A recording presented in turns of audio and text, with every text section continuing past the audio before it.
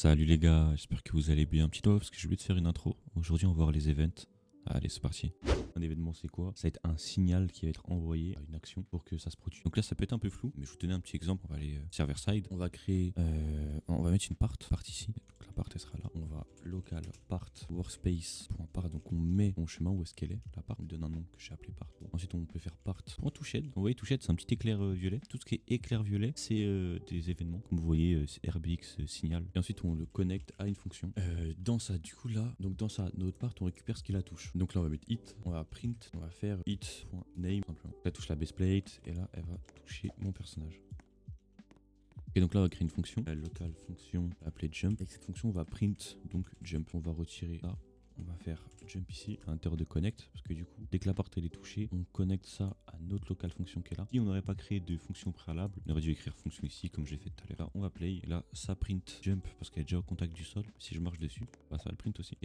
Et vous pouvez faire ça pour tous les événements. Il y a d'autres choses aussi que je pourrais vous montrer. Game player add de .connect fonction. Et donc là, on va dans player add. Donc j'en ai dans player. Donc player c'est juste ici. Attention, je suis mieux. Je suis passé devant deux fois. Donc player c'est juste ici. Donc là on est dedans et on récupère l'événement add. Donc dès qu'un joueur est ajouté dedans, on va donc récupérer inter le joueur et on va print player en name. Et du coup, ça va print le nom du joueur. Voilà, après la même chose avec le fait de remove, moving ici. Attaque, on lance.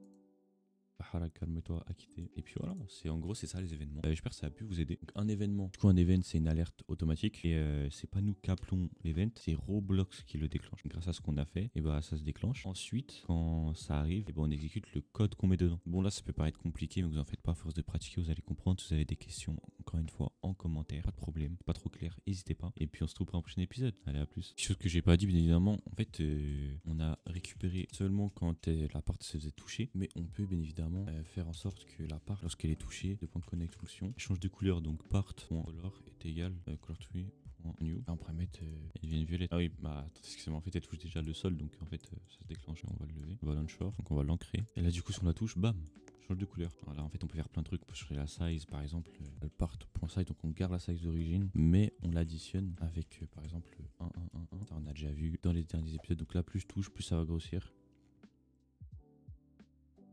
Et voilà. En tout cas, j'espère que ça vous a intéressé et puis à la prochaine.